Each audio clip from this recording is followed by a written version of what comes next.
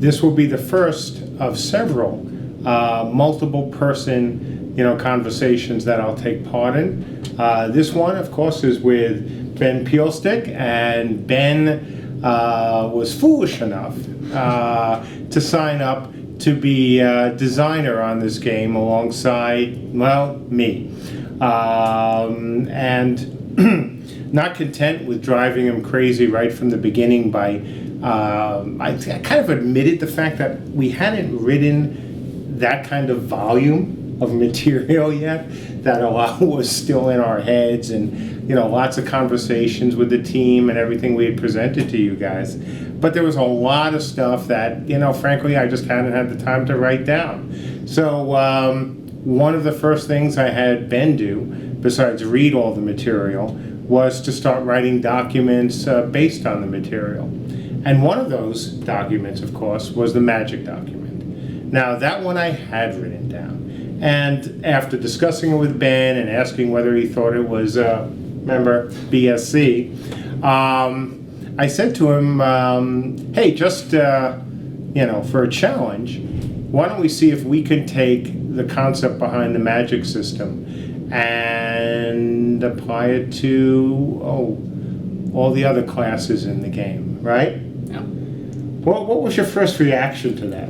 I thought that was kind of a necessary step, because we wanted to have a single unified ability system in the back end, at least, to be able to create abilities and have players able to activate things in a uniform way across the entire game, as opposed to magic works this way and we build a completely separate system for everything else. So I thought that was kind of necessary that we unify those in some way without hopefully compromising the craziness of the magic system too much. And Ben did. I mean, he spent a lot of time thinking about the system, working on docs, looking at another game, because that was one of the challenges I said, is to take a class from another game. Pick one. Didn't really care.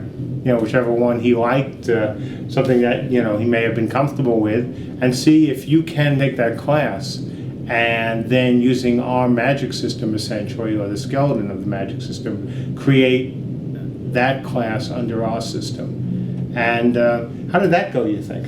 I think it went pretty well. What I ended up realizing more than anything from that is just how different our classes are going to end up being from the classes in other games, because the capabilities of, the classes coming from some other sources are way beyond the scope of where we want a single class to be able to have a more narrow focus than everybody does everything, which is how a lot of these games turn out. And Ben has a little bit of experience with other MMOs, and just to, and I'm sure you've checked Ben out online, our discussion or our introduction of him. But if you want to just, give a quick overview of the MMOs you've worked on and what you've played. So, Ben isn't a noob. Well, geez, playing goes back to, I think the term MMO was originally coined by Jeff Peterson, who was the lead programmer on Subspace, which was a top-down little spaceship game, and that was where massively multiplayer online came from, because that was the first, or at least one of the first games that allowed you to play, with hundreds of players in the same zone in the same game at the same time. I think from RPGs, I started in EverQuest, because I wasn't a fan of Ultima being very 2D at the time. And so I jumped into EverQuest back in EverQuest Beta, and that was where I started on that. So I've been around MMOs for a long time, went through, World of Warcraft along with everybody, and, all the other ones that have come along since then, a lot of the other obscure ones like, Horizons and stuff, where many people probably haven't even heard of. But I started working on Warhammer here in Fairfax. Beautiful downtown Fairfax. Yes.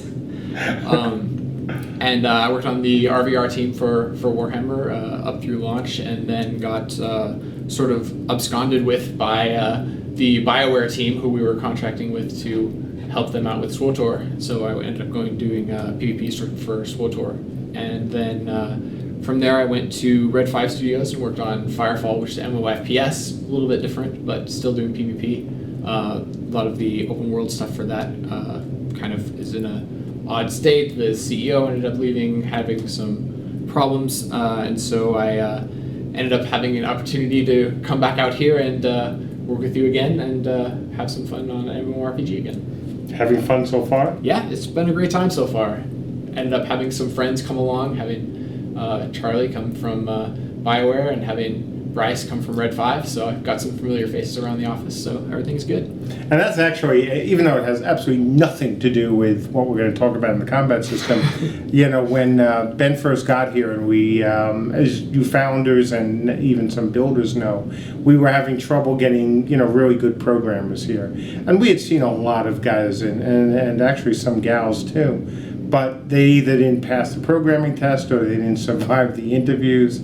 And one of the things I did say to Ben is, hey, some people outside our circle, our meaning the guys in the office, and, try to help recruit people.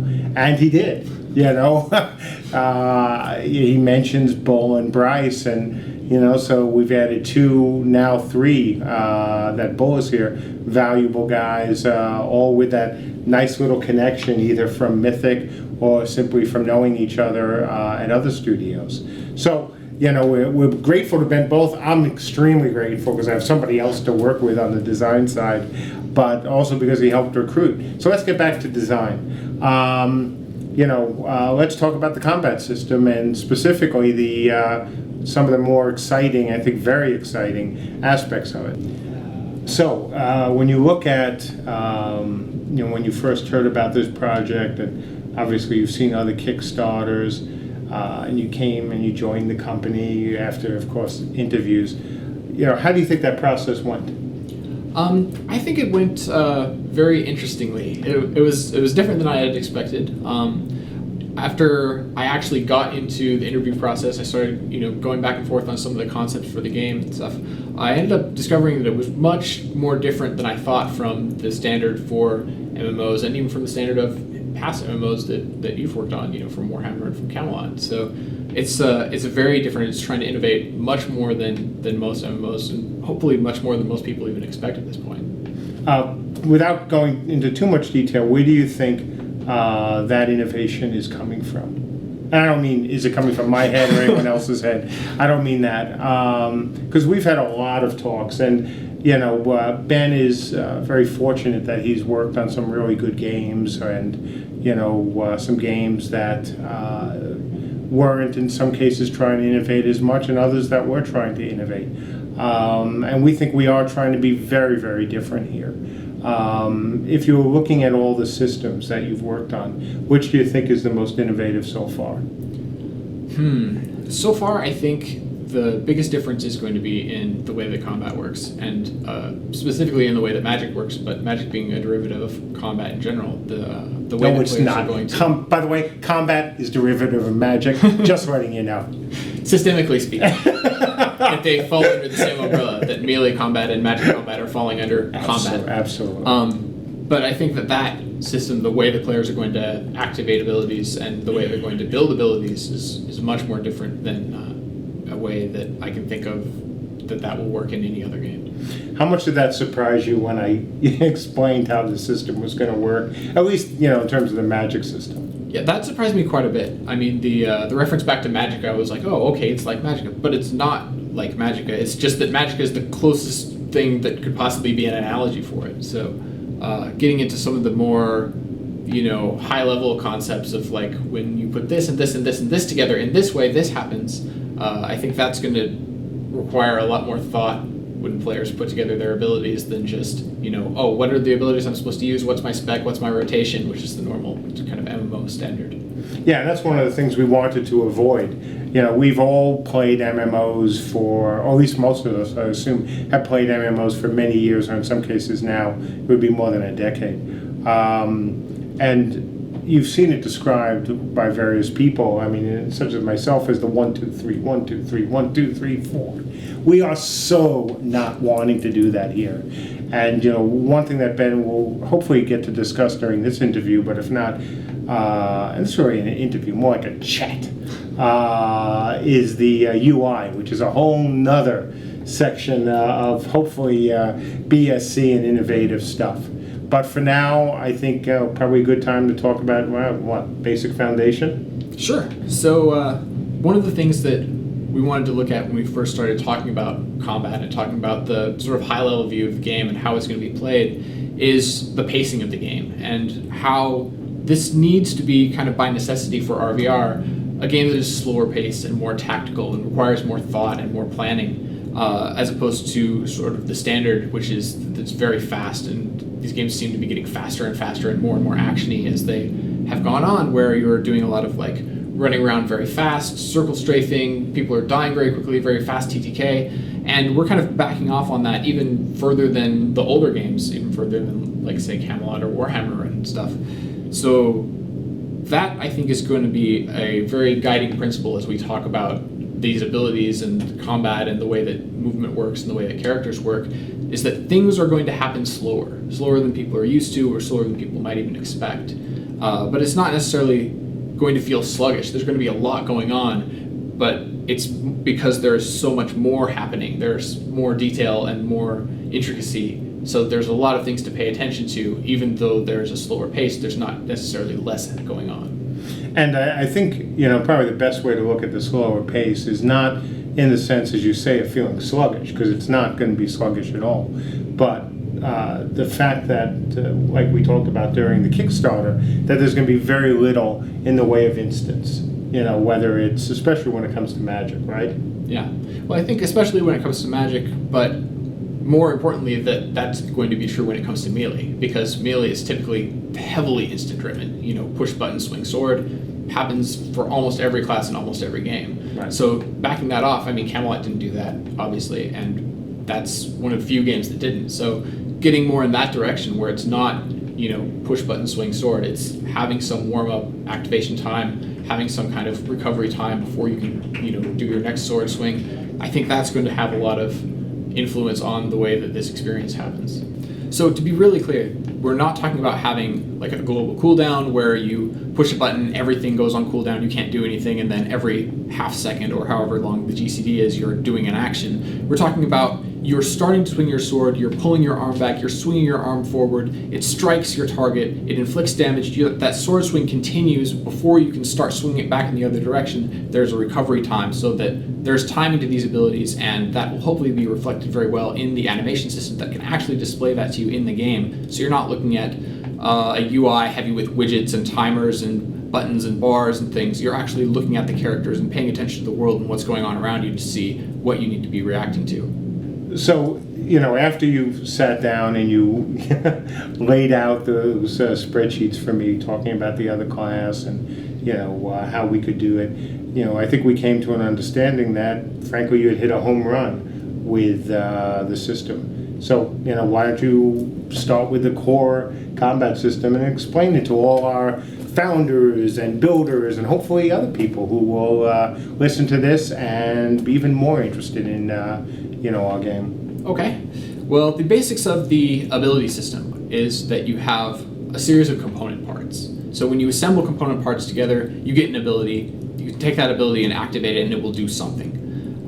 The core parts are the primary component, which is what you're using. You might have, a sword or your fist or your tail or your magic rune or whatever it is. You have a thing that you're going to use.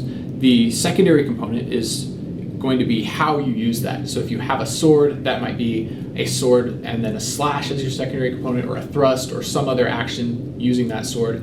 Obviously, not every secondary component goes with every primary component. These components are all going to be class limited and unlock driven so that you're getting different ones based on your, proficiency with one component to earn the next one, or your stats where you might not be strong enough to use a heavier sword that might have different actions that you can take with it, so different secondary components once you get a new primary component.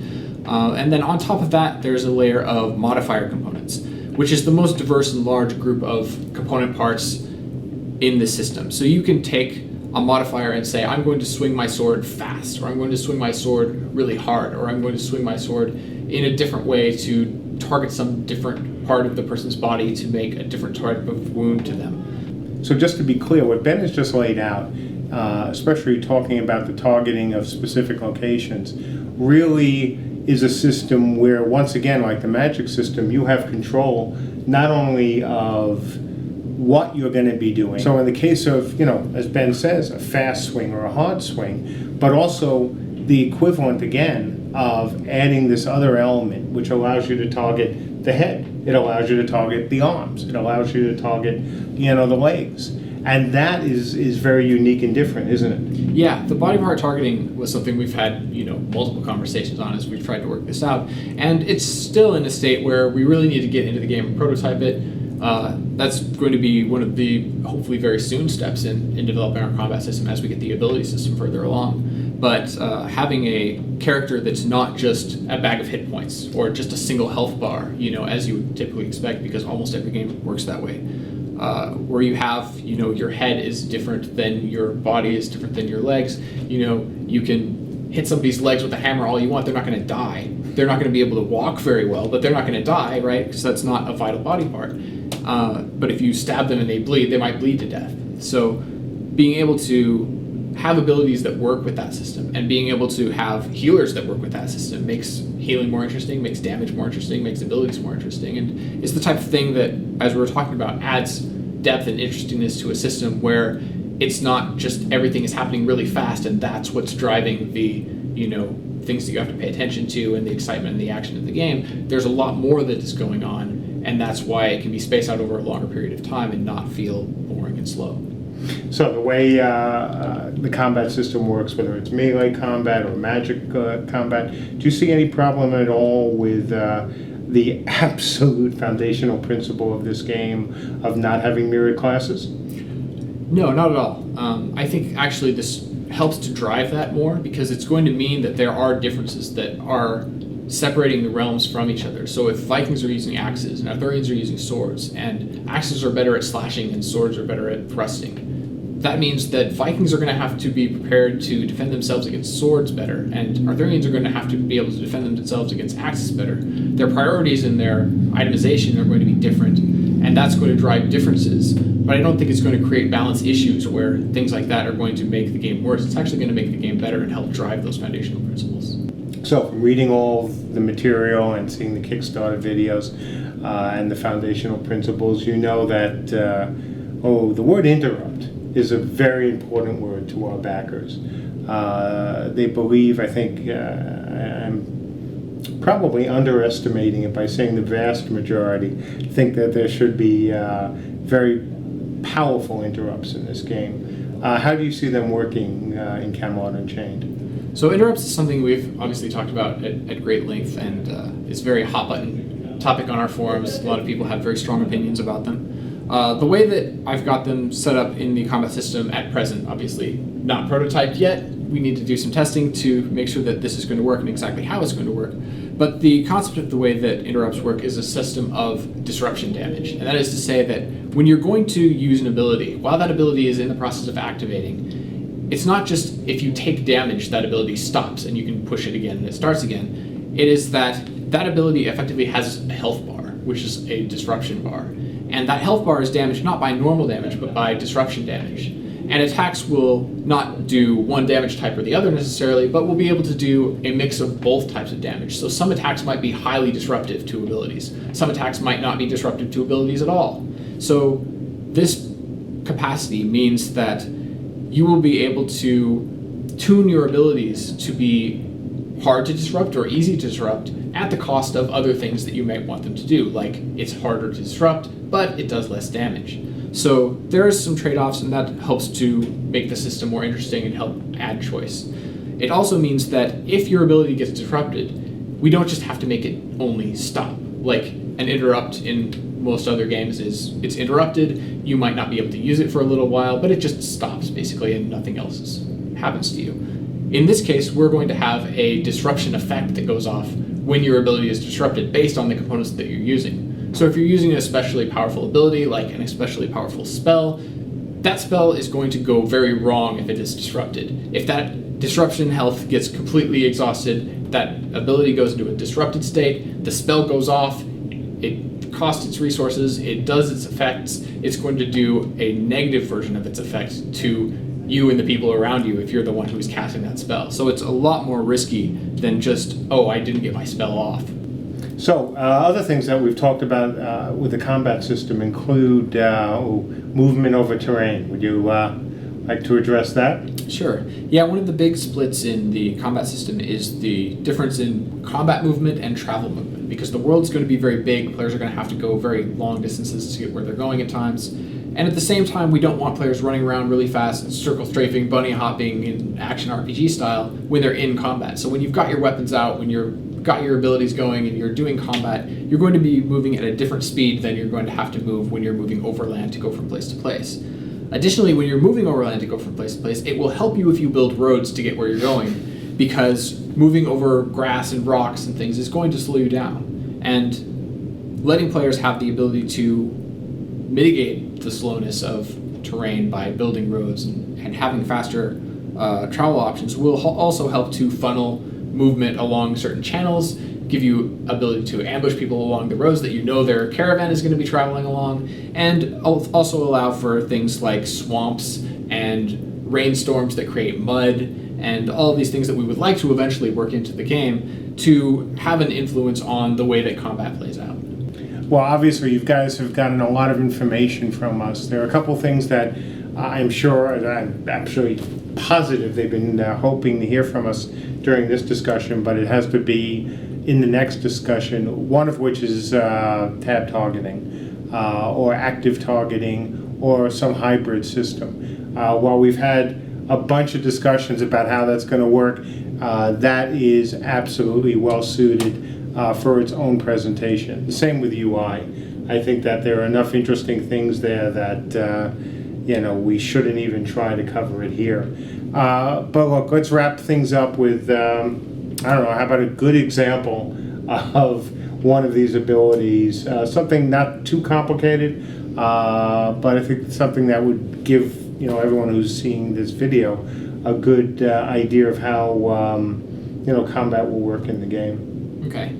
So I think we said when we were making up this example a minute ago, we wanted to have a Viking attacking an Arthurian. We wanted the Arthurian to be a gargoyle, which is made of stone. And so you have to use the right primary component for this ability. So in this case, our primary component should probably be a crushing weapon as opposed to a piercing weapon or a slashing weapon, because stone gets crushed by a hammer. So we'll use a hammer attack.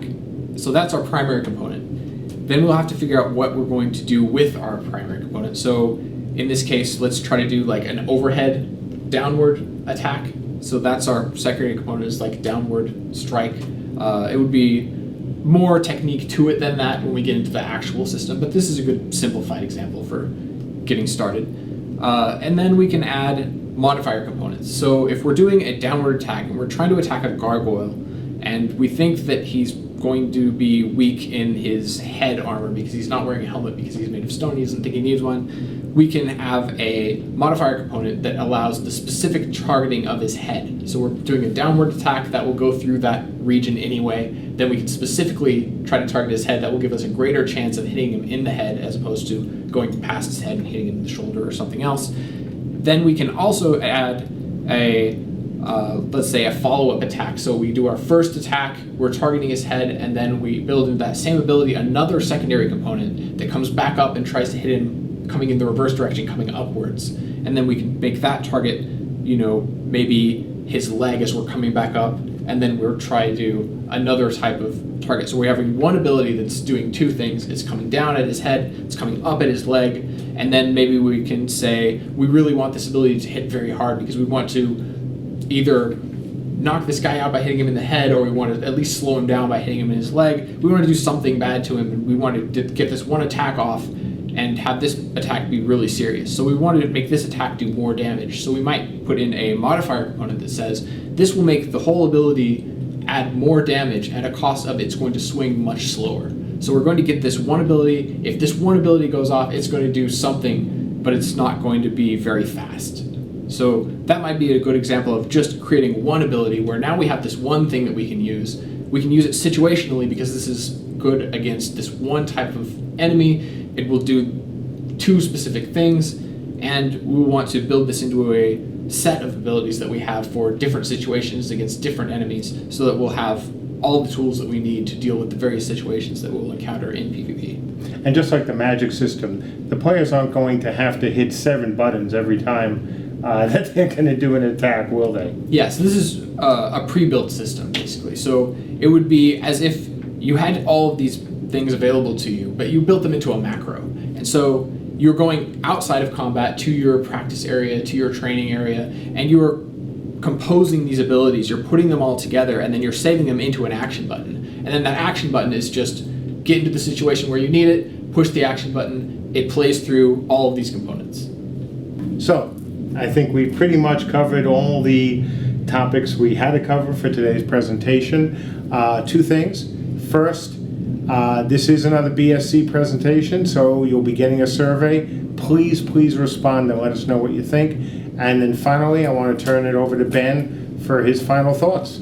All right, well, thanks guys for listening. I'm looking forward to hearing a lot more of the theory crafting topics regarding this on the forums.